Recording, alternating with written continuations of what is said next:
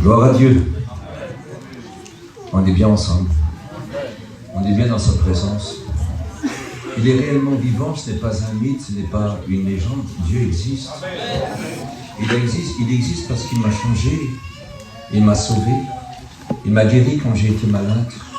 J'ai vu des gens être guéris. Il est le même hier, aujourd'hui, éternellement. Il est présent. Je vous promets, il est présent. Il a promis à ses apôtres, à ses disciples, à ses prophètes. Il a promis à tous ses serviteurs et à tous les chrétiens que 2 ou 3 unis en son nom, il sera là. 2 qui s'accordent, il est là. Si c'est un témoin avec un inconverti, un chrétien avec un converti, une chrétienne avec une inconvertie, elle parle de Jésus. Et si l'inconverti dit, mais Jésus est merveilleux, aide-moi à le chercher, je voudrais tellement le trouver. Alors il est là pour se laisser trouver, il est là pour sauver. Et si c'est un serviteur de Dieu qui prêche, il prêcherait même à une seule personne, un petit clochard sous un pont, sur un petit carton, ou bien un malade à l'hôpital. Jésus est là. Il peut guérir, il peut sauver. Il est toujours le même hier, aujourd'hui, éternellement. Il n'a pas dit qu'il changerait. Il est écrit, il est le même hier, aujourd'hui et éternellement. Et qu'il est toujours avec nous. Donc, cela veut dire qu'il est ici. Il est ici. Il est dans tout l'univers. Les cieux ne peuvent le contenir, lui et son Père. C'est pas possible. Il est dans tout l'univers. Et il est ici. À ce moment-là, il parle à des milliers de personnes dans le monde. À ce moment, dans le monde, il y a des conversions, il y a des guérisons, il y a des délivrances. À ce moment, parce que Jésus y est, puis il est avec nous. Parce qu'il est où tu ne pourras jamais être. Il sait ce que tu ne sais pas. Il peut ce que tu ne peux pas faire. Il est partout en même temps. Même nous, au ciel, on ne sera pas partout en même temps.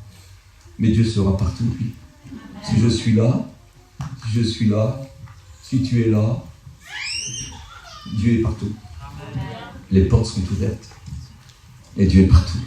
C'est excellent, hein? C'est merveilleux, que son beau nom soit béni. Vous savez qu'il est écrit que le bon arbre porte du fruit en sa saison. Oui, mais nous, c'est supérieur. Depuis que le Christ est venu, on porte du fruit en toute saison. Printemps, été, automne, hiver, on porte du fruit. Du bon fruit. Du bon fruit. Faisons partie de cette vigne-là qui réjouit le cœur de Dieu et le cœur des hommes. Ce n'est pas n'importe quelle vigne.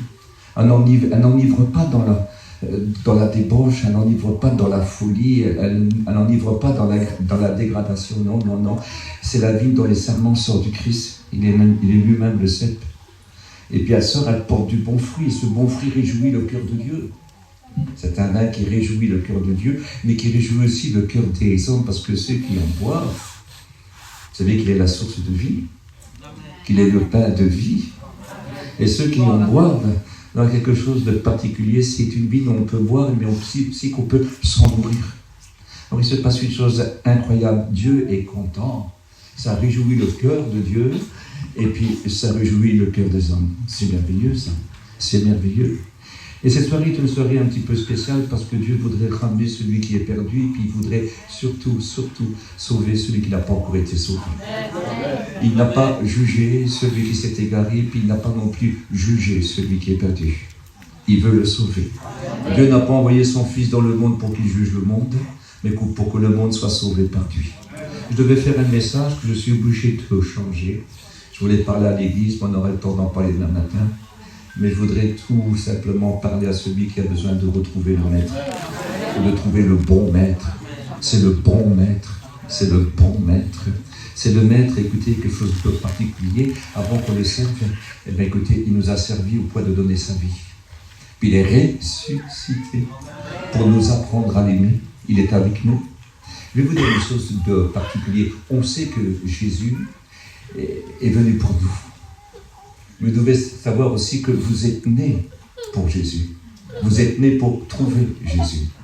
Écoutez, avant que le monde soit, déjà Dieu avait tout préparé, son Fils. Il connaît absolument tout pour sauver le monde entier.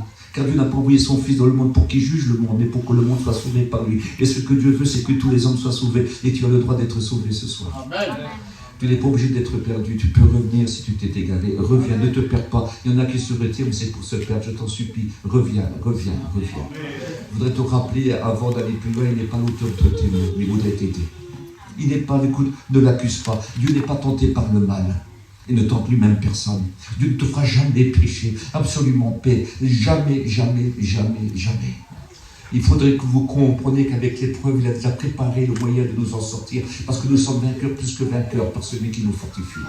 Et ça, c'est très important. Et nous pouvons tout par celui qui nous a aimés. Absolument tout est possible quand lui le fait avec nous. Tout est possible quand notre main est dans sa main. Tout est possible quand il a les regards sur nous. Tout est possible quand il est notre conseiller. Tout est possible quand il a les regards sur nous. Écoutez, tout est possible. Il est le chemin qui mène au Père. Et vous savez, c'est un chemin qui n'est pas toujours simple, mais c'est un chemin sûr. C'est un chemin qui mène au ciel. C'est un chemin de vainqueur. Et qu'importe les difficultés qu'on pourrait en trouver, de toute façon, de vous à moi, vous le savez très bien, le malheur atteint le juste comme l'injuste. C'est écrit, c'est vrai. Mais seulement quand on a le Seigneur, on a l'espérance, on a l'espoir, on a le réconfort, on est aidé, on a le courage, on a la paix, une certaine joie. Des fois on pleure un bon coup, et puis quand on a fini de prier, de pleurer un bon coup, on se sent tellement bien après, on se dit mais pourquoi je pleure? C'est vrai, ça c'est notre Dieu, ce Dieu qui est bon et qui est fidèle et qui nous tend toujours la main. On porte du fruit en tout temps, car nous aurons un chemin qui n'est pas toujours simple. Pas toujours simple. Alors j'ai pris 4 sortes de terrains. Je ne veux pas rentrer dans tous les détails que j'aurais tant voulu dire ce soir, ça ne serait pas possible, parce que je vous l'ai dit, j'ai voulu changer ma prédication. Écoutez ce qui est très très important. Nous avons un terrain qui est montagne. Ça arrive, hein? Montagne. En montagne, vous allez trouver certaines choses, mais je ne voudrais pas parler, vous savez, un terrain terrestre. Non. Je voudrais parler de terrain spirituel. Quand nous avons des terrains qui sont montagnes spirituellement. Et ce n'est pas toujours simple, ce n'est pas toujours facile. Mais nous savons que Dieu est là, parce qu'on peut porter du fruit en toute saison et en tout endroit. À tout endroit. Écoute, dans n'importe quelle difficulté. Et j'ai remarqué que la montagne, c'est formidable. Bien sûr, on peut trouver Dieu puis s'y approcher. Nous voyons dans la parole de Dieu qu'il y a un homme qui s'appelait Élisée, puis il était chauve. Et puis il montait à Bethléem, mais autour de Bethléem, il y a beaucoup de montagnes. Il a des plaines aussi. Et quand il a monté, il montait pour adorer. Il montait pour servir son Père. Il montait pour offrir un sacrifice. Il y avait des jeunes hommes. Et puis ils se sont moqués de lui, je ne sais pas combien qu'ils étaient, mais minimum 40. Et puis ils se sont moqués de lui, mais pourquoi pas qu'ils allaient lui aller pour offrir des sacrifices. Vous savez qu'on offrait des sacrifices sur les montagnes. Et d'abord, souvenez-vous ce que David dit, je lève les yeux vers les montagnes, d'où me viendra le secours me vient de l'Éternel qui a créé les cieux et la terre. Et puis il montait pour offrir des sacrifices, pour prier, pour s'isoler avec Dieu, pour être avec Dieu. Mais il disait avec lui dans un moment très très difficile, où ce n'était pas simple, et pourtant c'était Élisée, le grand Élisée, le successeur du grand Élie. Mais malgré tout, écoutez, il peut y avoir les plus grands et les plus forts, les meilleurs des prophètes. Ce n'est pas pour cela que ça marche des fois mieux. Et bien souvent, Dieu a besoin d'hommes un petit peu spécial, justement, pour régler certaines de ses affaires.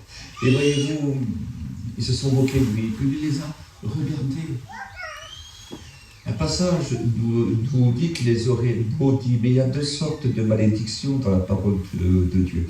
Alors moi, j'arrive pas à retenir trop l'hébreu et trop le grec, vous m'excuserez.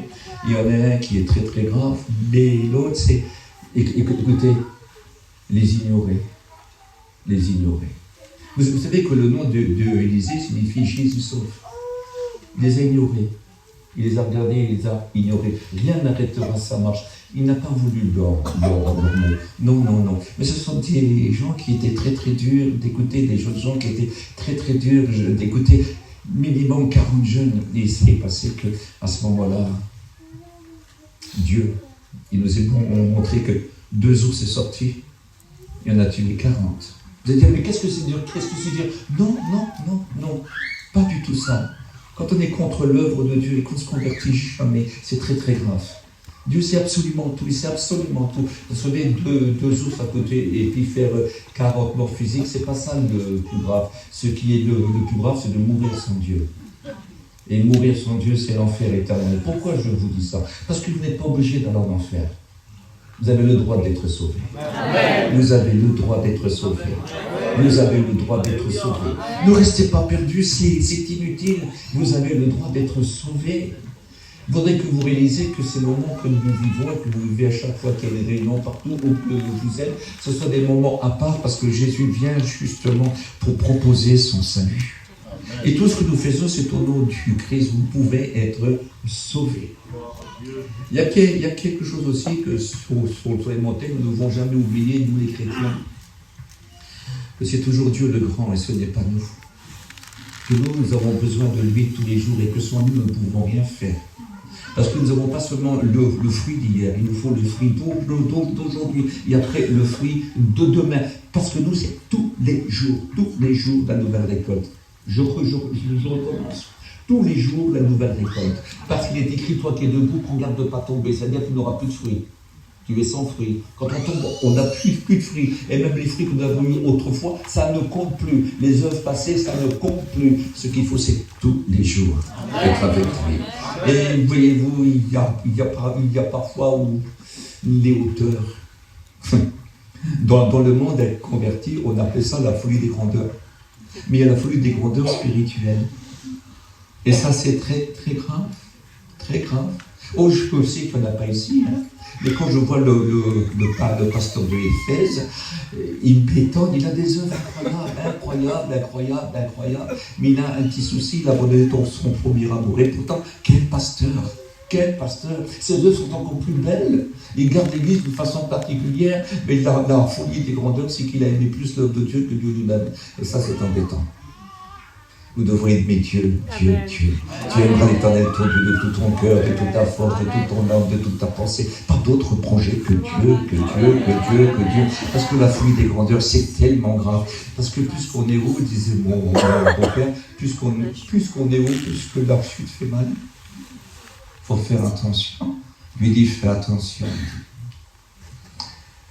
Souviens-toi d'où tu es tombé, puis repens-toi et reviens. Autrement, j'ôterai ton chandelier de place. Et tous les œuvres que tu rachètes, c'est fini. L'église que tu aimes tant, là, ça sera terminé. Ça sera terminé. Pourquoi je dis ça? Je n'accuse personne. Mais je vais quand même pas dire aux chrétiens la folie des grandeurs. Nous avons vu dans la parole de Dieu un homme comme Alexandre de Forgeron, côté folie des grandeurs. Et c'est très très grave. C'est très très grave. Et Dieu lui a dit, je vais lui apprendre. Je vais lui apprendre à ne pas blasphémer. Que Dieu nous garde. Est-ce que vous êtes d'accord avec ça? Que Dieu nous garde. Écoutez, il n'y a pas de folie des grandeurs. Chez nous, il n'y a pas de grands, il n'y a pas de petits. On est disciples de Jésus-Christ. Et tous ensemble, nous allons franchir la ligne d'arrivée. Est-ce que vous êtes d'accord? Nous sommes vos serviteurs et vous êtes nos serviteurs. Nous sommes ensemble. On est le corps, un seul corps. Parce que, écoutez, c'est très important de penser que l'Église est comme une jeune fille. Je ne sais pas si elle est bientôt finie. C'est possible. Peut-être qu'il manque un cil. Peut-être qu'il manque un petit peu de cheveux.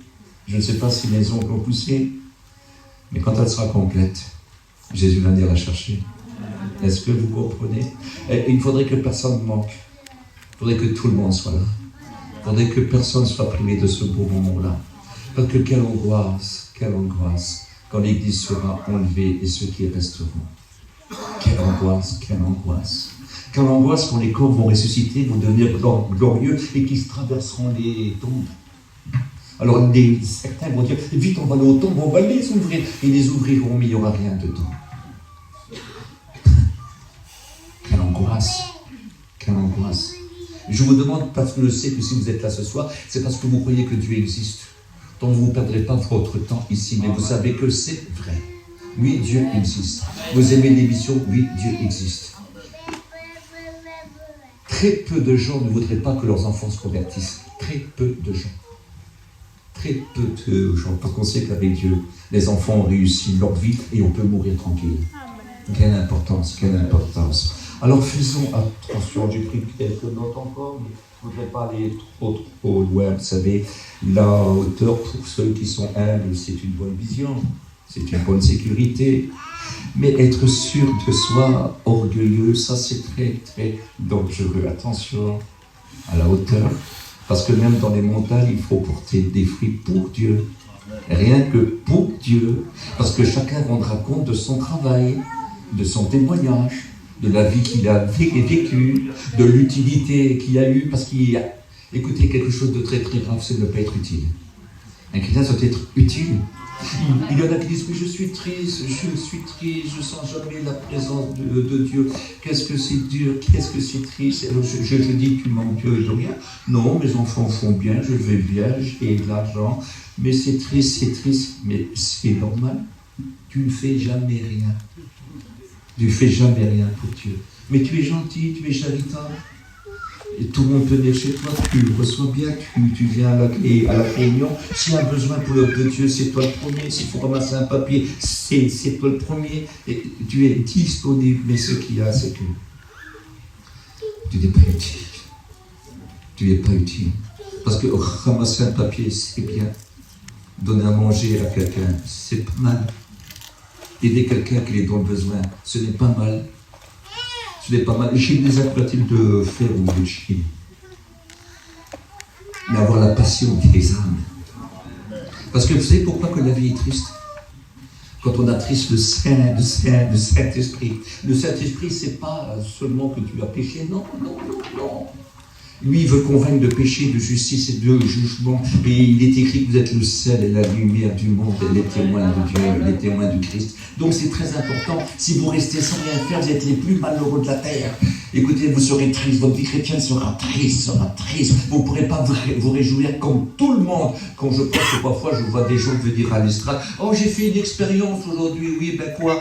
Eh ben écoute, voilà, j'ai rendu témoignage à quelqu'un, c'est pas une expérience, ça, c'est un devoir. C'est une obligation. On ne peut même pas en parler. C'est un devoir. Ce n'est pas une expérience. Une expérience, Dieu m'a parlé. Amen. Une expérience, j'ai vu. J'ai entendu. Oui, là, c'est une expérience. Autrement, c'est le devoir. Prier, chanter, aimer Dieu. Mais c'est un minimum. On est né pour lui. On est né pour lui. On continue. Il y a aussi à la mer. Voilà. Alors, la mer, c'est toujours l'image de la détente, c'est toujours l'image des vacances. C'est pas mal. Mais détente et vacances en Dieu, ça n'existe pas. Il n'y a pas de retraite. Il n'y a pas de retraite. Il n'y a pas de pension. Non, c'est jusqu'à la mort. Amen. Sois fidèle jusqu'à la mort. Amen. Et je te donnerai la couronne de vie. L'apôtre Paul est arrivé à la fin de sa vie. Et il sait que dans quelques mois, il sera décapité. Il sait. Il dit, mais voilà, j'ai achevé la course. J'ai combattu. Je n'ai pas renié la foi. Désormais, la couronne de vie m'est réservée. Mais pas seulement à moi. Mais à tous ceux qui auront aimé son avènement. Pas seulement à lui. Il dit, mais tous ceux qui l'auront aimé, tous ceux qui se seront convertis, tous ceux-là, la couronne de vie leur est réservée aussi. Chacun son boulot, chacun sa tâche, mais sans vacances, sans détente. Il n'y a pas de convalescence. Parce que malade spirituel, ça ne doit pas exister. Infirme spirituel, ça ne doit pas exister. Infirme du corps, ça m'arrive, ce n'est pas grave. Mais infirme spirituel, c'est un grand souci à se faire. Nous devons être fervents d'esprit. Il a dit à tous, soyez fervents d'esprit, servez le Seigneur. Ayez du zèle, non de la paresse. Au vieux comme au jeune. Dis que tu l'aimeras de toutes tes forces, même si tu es rêvé à 100 ans. Qu'il faut te parler, qu'il faut, je veux dire, te porter, qu'il faut prendre soin de toi. Là, tu es toujours fervent jusqu'à la fin, tu es témoin. Il dit mon témoin fidèle qui a été chez vous. Jusqu'à la fin. Jusqu'à la fin. Celui qui persévérera jusqu'à la fin. Dès qu'il n'est pas écrit que même la mort est le dernier ennemi à combattre. Dire que jusqu'à la mort, nous sommes témoins de Jésus-Christ. Jusqu'à la mort. Ceux qui pleurent, on leur dit pleurez pas et surtout pleurez pas après moi. Hein. Parce que où je serai très bien. Hein. On rend témoignage. On s'est converti pour mourir, pour partir, pour quitter ce monde. Et si Jésus vient avant, tant mieux. Mais il n'y aura que ceux qui seront prêts, qui seront changés au corps de gloire. Ce petit corps que nous avons eu quand nous étions petits, c'était un petit corps de terre. Et puis après, c'est devenu le temple du Saint-Esprit. Et après, ce petit corps-là, il devient un corps de gloire. Qu'est-ce que c'est beau, non? Qu'est-ce qu'on attend ça? Avec une grande importance.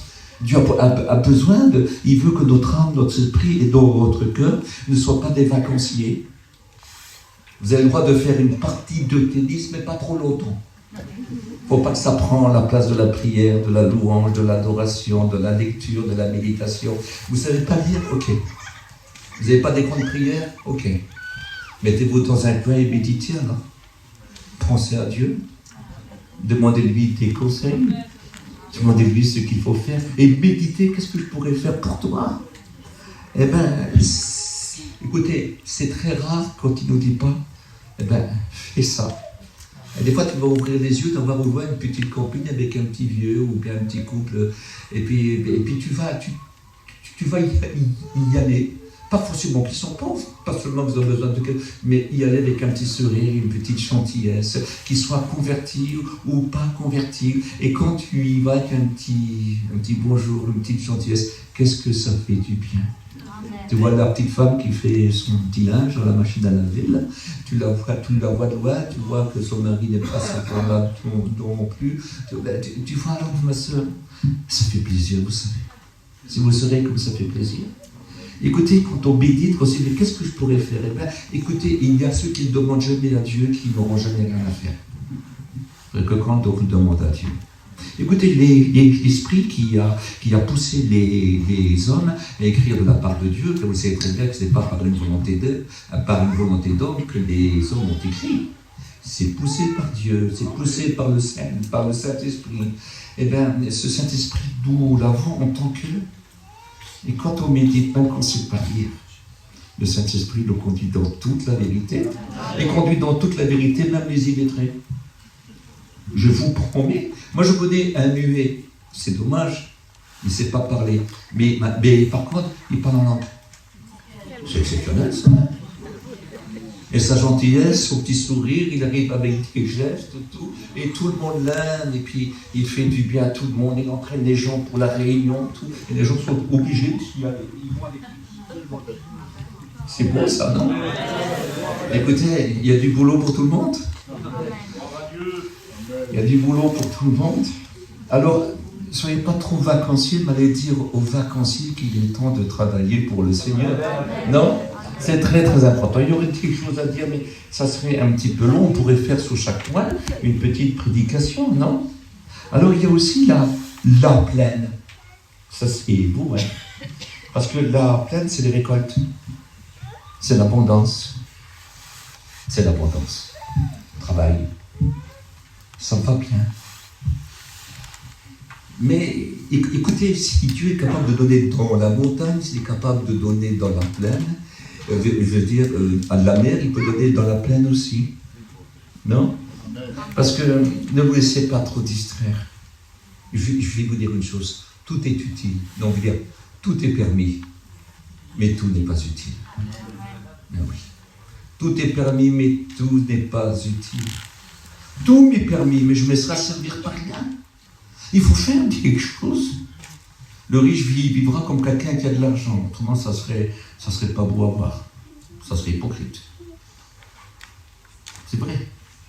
Et le pauvre a le droit de vivre aussi. Il vivra comme un pauvre, mais riche en Dieu. C'est pas mal non plus. bien que le riche a besoin aussi d'être riche en Dieu. Alors n'accusons pas les riches, parce que dans la parole de Dieu, on voit qu'il y a des gens très très riches, même dans le Nouveau Testament, qui sont patrons.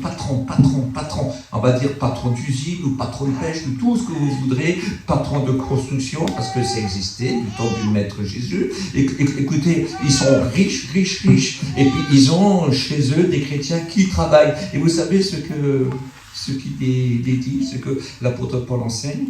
Si vous avez des patrons qui sont chrétiens, servez-les encore plus. Parce que ce sont des frères qui doivent hériter comme vous de la vie éternelle. Alors, parlez pas sur les riches. N'accusez pas sans preuve. Faites attention. Sois prudent. Parce que ça peut être de l'envieux, ça peut être de la jalousie, ça peut être de la méchanceté, ça peut être de la calomnie. C'est très très grave. Et puis toi, si tu es bien, écoute, ne traite pas les autres de trimards ou de feignants ou de bons à rien. C'est pas beau non plus. Est-ce que vous comprenez? Respectez vos frères. Amen. Respectez vos sœurs. Aimez-vous. Et écoutez, s'il y a un petit souci, pardonnez-vous réciproquement. Mais ça se fait pas n'importe comment. Aimez-vous ardemment avant. Il faut s'aimer ardemment. Il faut vraiment s'aimer. Vraiment s'aimer ardemment. C'est-à-dire que tu dois brûler. Parce que si j'ai reçu un petit prospectus, et ce prospectus qui disait, si nous brûlons, ceux qui sont autour de nous s'allumeront. Mais si nous éteignons, autour de nous, des gens s'éteigneront.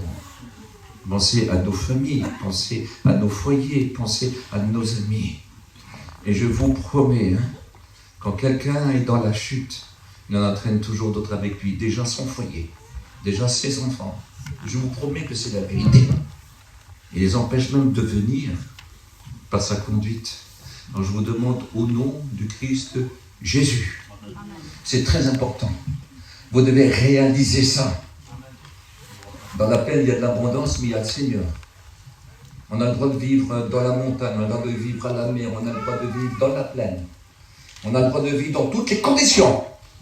Si Satan vient essayer de nous troubler et puis d'abîmer notre vie chrétienne, sachez que nous avons avec nous le plus fort, qui peut nous garder, et puis qui peut nous conduire dans toute la vérité.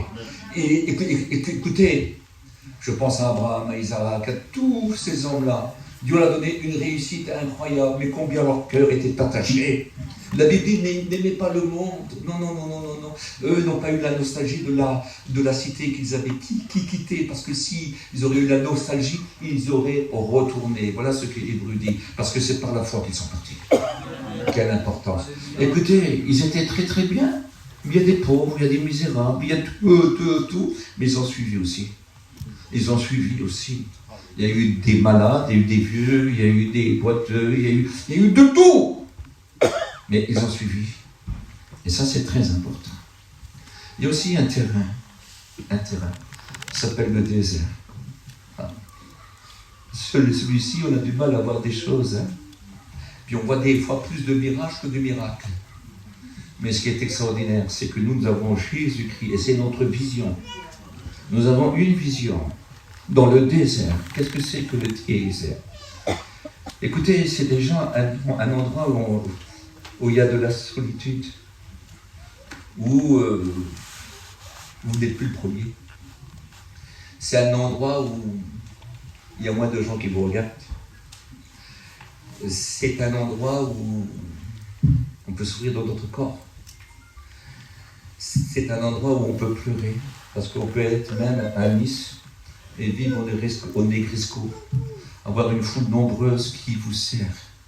Mais il y a un désert dans votre vie, une solitude, une peine, un chagrin, quelque chose que vous ne pouvez pas surmonter. Et vous êtes dans le désert, vous manquez de tout. Et même si au Negresco, vous avez 2 valises remplies d'argent, vous vous sentez pauvre, et plus rien ne peut vous réjouir. Ça, c'est des déserts spirituels.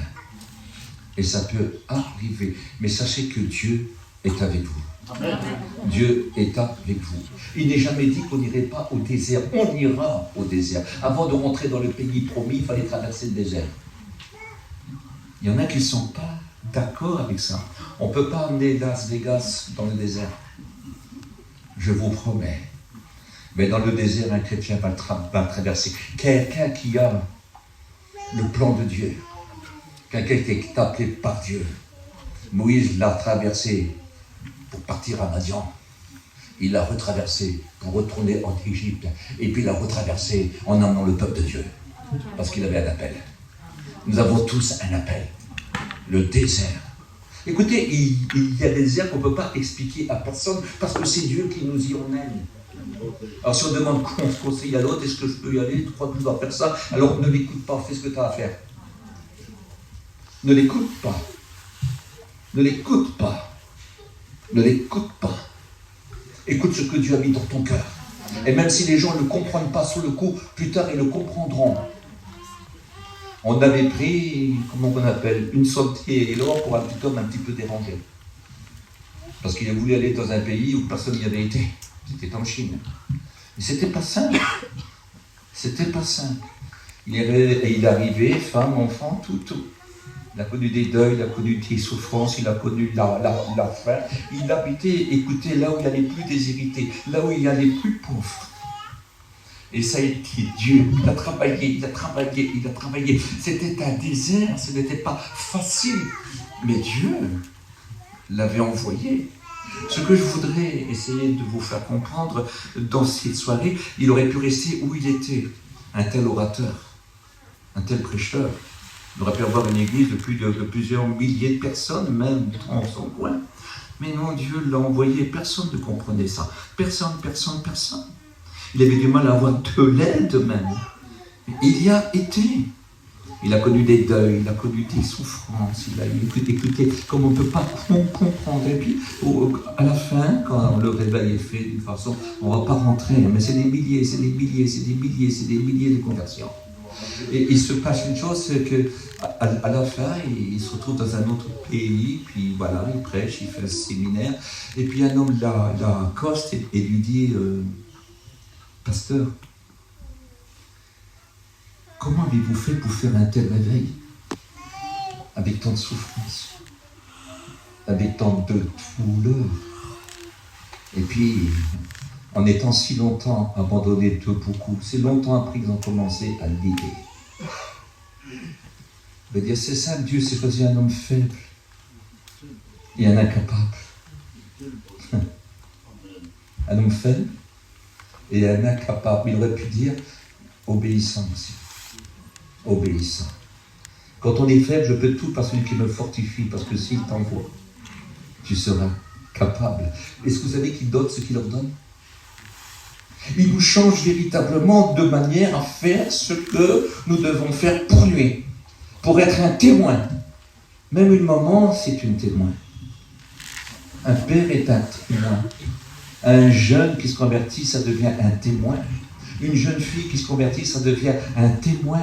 Et une vieille femme qui se convertit, ça devient une témoin. Un vieil homme qui se convertit, ça devient un témoin.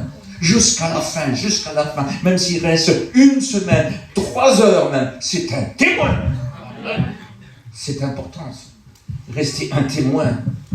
Dans toutes les circonstances, rester un témoin. Quelle importance. Oui, le désert n'est pas beau. Je crois que j'ai connu les 4 terrains. Oui, le désert n'est pas beau. C'est le plus vilain, mais c'est là où il parle le plus. Amen. C'est là où il parle le plus. C'est là où on pleure le plus. Mais c'est là qu'il va dire, je suis là, n'aie pas peur. Est-ce que vous savez que c'est écrit 365 fois dans la parole de Dieu, ne crains pas? Et je me suis laissé dire que nous avons le plus grand calendrier de la terre.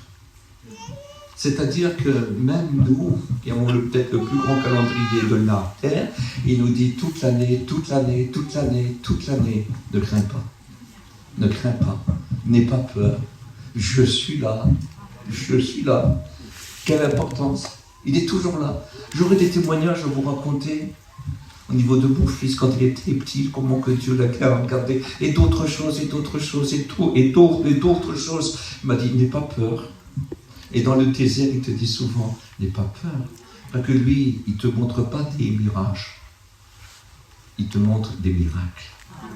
C'est différent.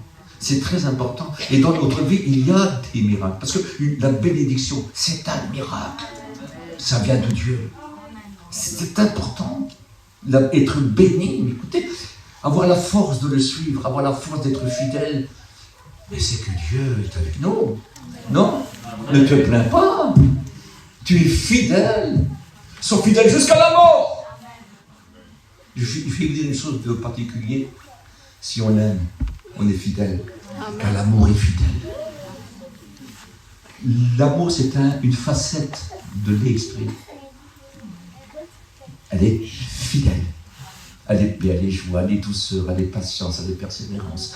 Écoutez, elle est foi. Elle est maîtrise de soi.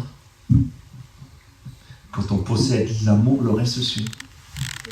L'amour de Dieu est répandu dans nos cœurs par le Saint-Esprit qui nous a offert. Et je peux tout par celui qui me fortifie. Alors grâce à cet amour-là, je peux traverser le désert, je peux aller dans la montagne. Je ne viendrai pas dingue, je ne viendrai pas fou, je ne viendrai pas orgueilleux. Je peux aller à la mer, je ne serai pas un vacancier.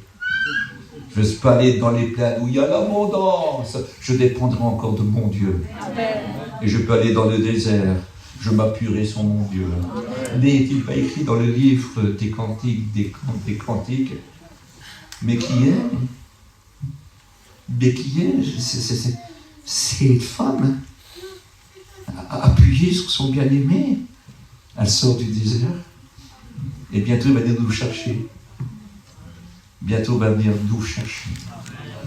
Est-ce que vous réalisez? Nous attendons du ciel son Fils. Nous attendons du ciel son Fils. Et nous l'attendons. Nous attendons ce Fils. Il ne parle pas de religion, vous savez. Je ne sais pas si vous le remarquez, on ne parle pas de religion. On ne parle pas d'un pasteur, ni d'un curé, ni d'un imam, ni d'un rabbin. Nous, on parle de Jésus-Christ, le Fils de Dieu. Il est ici présent. Je vous promets, il est ici présent. Mais prenez des décisions. Je ne sais pas où tu es.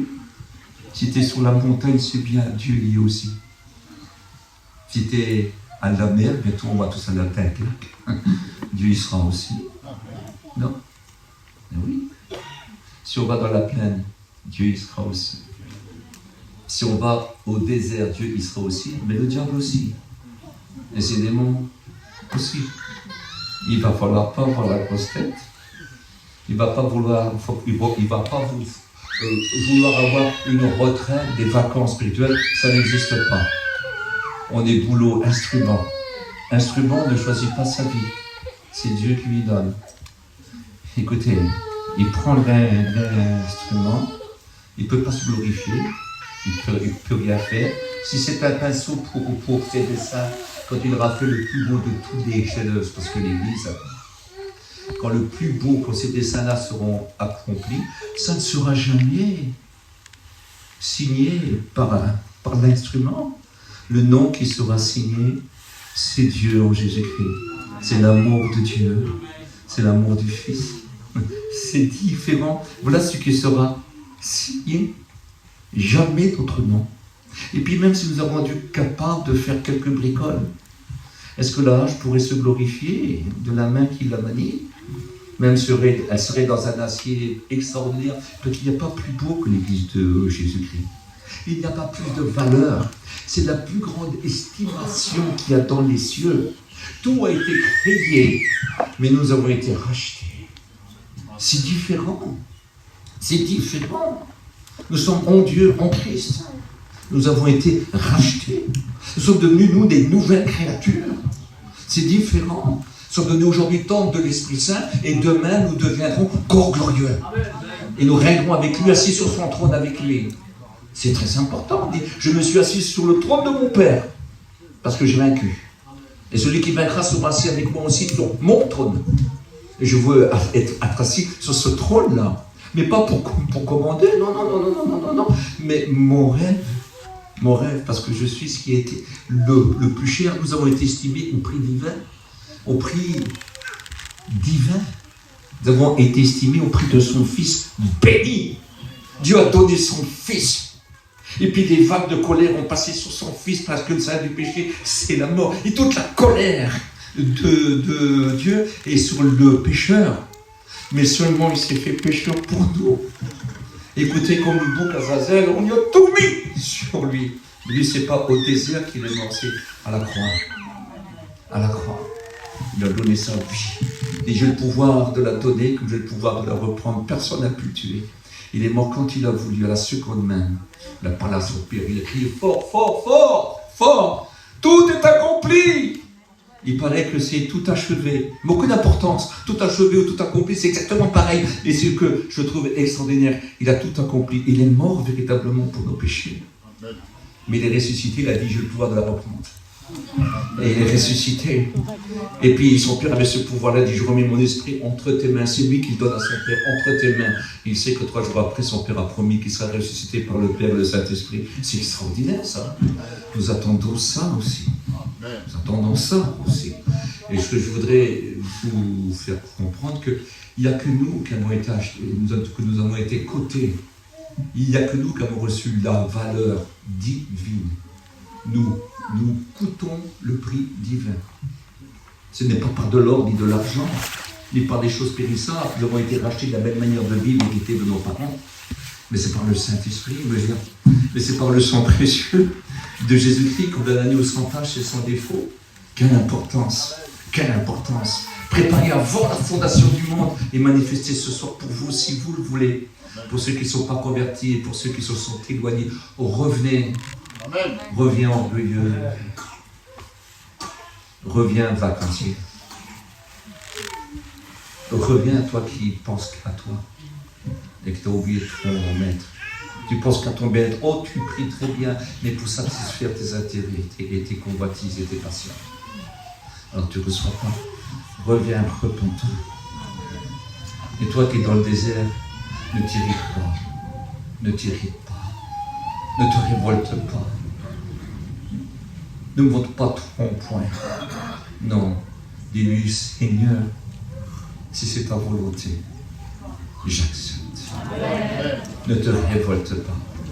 Parce que après le désert, c'est le ciel. C'est la gloire éternelle. Après ces choses, nous savons se réjouir et nous savons pleurer. Paul dit, j'ai appris du Seigneur à être content de l'état où je me trouve. Ça se trouve dans Philippiens chapitre 4 et au verset 11. J'ai appris du Seigneur à être content dans l'état où je me trouve. Je sais vivre dans l'abondance. Je sais vivre dans la disette. Parce que lui, écoutez, pour lui, il regarde tout comme de la souillure. La grandeur comme la petitesse. Ça ne lui dérange pas. Pour lui, c'est de bonne vaisselle, ça. Ça n'a pas de valeur. Ce qui compte, c'est de gagner son Christ, gagner son Christ, gagner son Christ, gagner son Christ. Il vit pour son Fils. Il dit, moi, Christ est ma vie. Et la mort, c'est un gain. Parce que je vais voir celui qui est toujours avec moi. Mais là, je le verrai. Et je serai avec lui. Et je serai avec lui comme un vainqueur. Et ça, c'est formidable. Et nous voulons mourir en vainqueur parce que nous aurons vécu en vainqueur. N'oubliez pas ce qu'il vous dira. Entrez-vous les bénis de mon Père, les bénis, parce qu'on est déjà bénis. Car le royaume des cieux est à vous. Nous avons été fidèles dans les petites choses, parce que tout est petit. Tout est petit. Au ciel, c'est tout des grands. Et si on est fidèle dans les petites choses, on le sera grand. Alors ne prenons jamais la place de Dieu, ne nous croyons pas pour Dieu. Ne cherchons pas, non. Mais faisons tout ce qu'il nous dira de faire.